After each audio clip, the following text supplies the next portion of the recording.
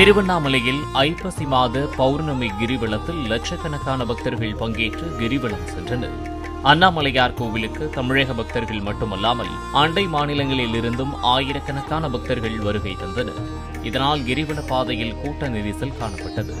ராஜகோபுரம் எதிரே கற்பூரம் மற்றும் நெய் தீபம் ஏற்ற தடை விதிக்கப்பட்ட நிலையில் பக்தர்கள் ஏற்றிய தீபத்தால் ஏற்பட்ட வெப்பத்தை தணிக்க தண்ணீரை பீய்ச்சி குளிர்வித்தனர்.